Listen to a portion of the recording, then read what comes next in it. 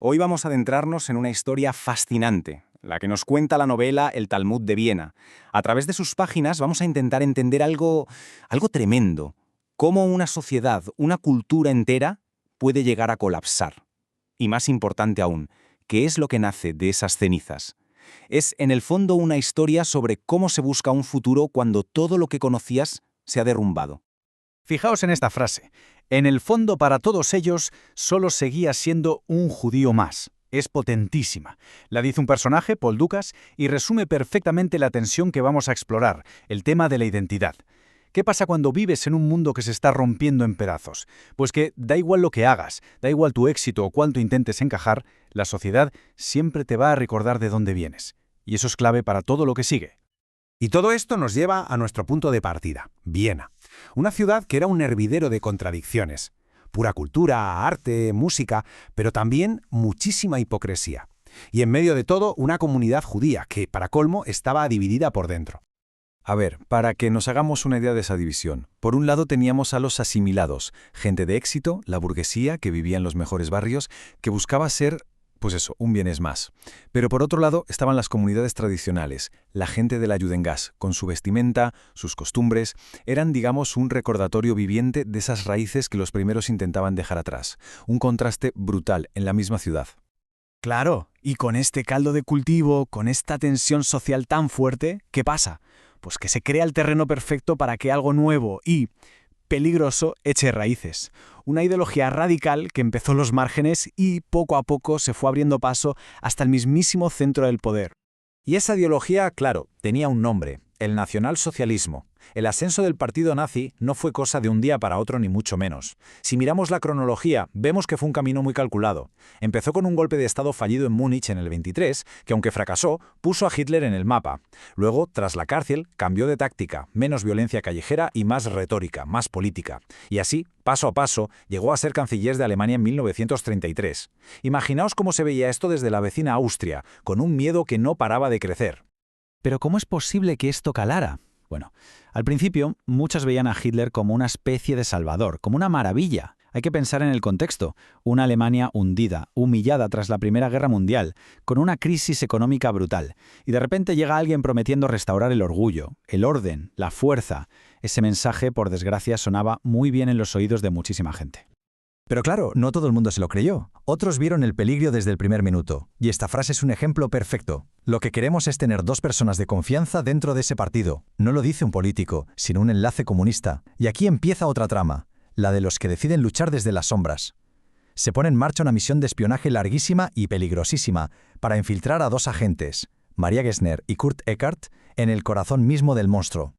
Y conforme la situación se iba poniendo peor, más y más tensa, llegaba el momento de la verdad para todo el mundo. El momento de tomar decisiones. Decisiones imposibles, en realidad, porque cada camino que se podía elegir tenía sus propios peligros, sus propios dilemas morales.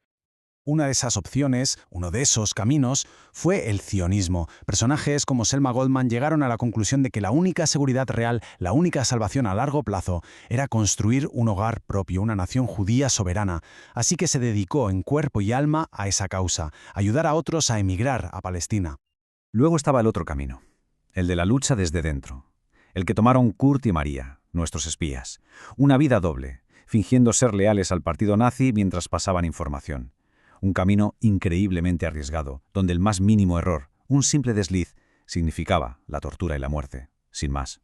Y hay un tercer camino, quizá el más incómodo de todos, el de la complicidad. El de gente como Stefan Gessner, que resulta que es el hermano de María, la espía. Él no huye, no lucha en secreto. Él se une voluntariamente al partido nazi. ¿Por qué? Por ambición, por poder. Se convierte en una pieza más de esa maquinaria que su propia hermana intenta destruir. Tremendo. Y por último, está el camino de la reafirmación, el de Paul Dukas, el personaje del principio. Después de toda una vida intentando ser uno más, intentando asimilarse, llega un momento en que le acorralan y le preguntan, ¿eres judío? Y su respuesta es rotunda. Sí, en efecto, soy judío, de los pies a la cabeza. Es un acto de desafío total. Lo que vemos aquí, al final, es que la crisis empujó a todo el mundo a un punto sin retorno. Había que elegir un bando, había que elegir quién eras. Vale, hemos visto las decisiones personales, los caminos que cada uno tomó. Pero mientras todo esto pasaba a nivel individual, La ideología nazi no se quedaba quieta. Se estaba convirtiendo en algo mucho peor, una auténtica maquinaria de odio, fría, burocrática y sistemática. Y esto es algo que hay que entender muy bien. El Holocausto no fue una explosión de violencia repentina, para nada. Fue una progresión, una escalera que se fue descendiendo peldaño a peldaño. Primero, la exclusión legal, leyes que te quitan tus derechos. Después, el terror en la calle, como la noche de los cristales rotos, para que la gente tenga miedo.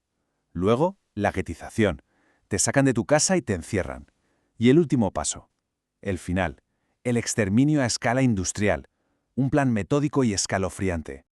Fijaos en esta orden. Esta noche deben arder las sinagogas, sus objetos religiosos deben ser profanados. Esto no es una forma de hablar, es parte del telegrama que dio la orden de empezar la Kristallnacht, la famosa noche de los cristales rotos en noviembre del 38. Fue una noche de violencia organizada y brutal por toda Alemania y Austria. Y la escala de todo esto era simplemente monstruosa, 300.000. Esa era la población inicial del gueto de Varsovia, una cifra que no paró de crecer. Se convirtió literalmente en una ciudad cárcel, un lugar sellado, donde cientos de miles de personas fueron condenadas a morir de hambre y enfermedades. Y esta frase es de lo más revelador y terrible que se puede leer. La dice Reinhard Heydrich, uno de los peces gordos del régimen. Habla de las ventajas del gas y de que lo de Babi Yar, una masacre a tiros, no debía repetirse. ¿Por qué? Porque buscaban optimizar el asesinato, hacerlo más eficiente, más industrial y sobre todo que fuera menos duro psicológicamente para los que tenían que ejecutarlo. Es el horror convertido en un problema de logística. Y después de toda esta oscuridad, de esta devastación absoluta que fue la guerra, para los pocos que sobrevivieron, la pregunta era abrumadora. La pregunta era, ¿y ahora qué? Después de esta ruina total, ¿qué se puede reconstruir? ¿Es posible empezar de nuevo? Para muchísimos de ellos, la única respuesta posible, la única esperanza, estaba en la vieja idea de un Estado propio, un lugar que fuera un refugio seguro, un lugar para renacer. Y esa idea no salió de la nada. Se apoyaba en una historia milenaria. Como dice la Declaración de Independencia de Israel, Erez Israel fue la cuna del pueblo judío.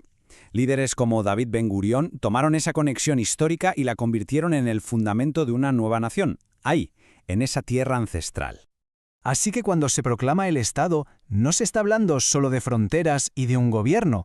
Se está hablando de algo mucho más profundo. Es el derecho natural del pueblo judío de ser dueño de su propio destino. Es una declaración de autodeterminación, de decir, hasta aquí hemos llegado, después de siglos y siglos de persecución por todo el mundo. Pero, y este es un pero enorme, la historia nunca tiene finales felices y sencillos. La propia novela lo refleja con esta frase. Todos eran conscientes de que, a partir de aquel mismo instante, la pesadilla volvería a comenzar. La creación del Estado de Israel no puso fin a los problemas. En realidad fue el comienzo de un conflicto completamente nuevo. Y ese es un pensamiento final muy potente, ¿verdad? Nos deja con la idea de que la historia no se cierra, que cada solución abre una nueva página, a veces igual de complicada que la anterior.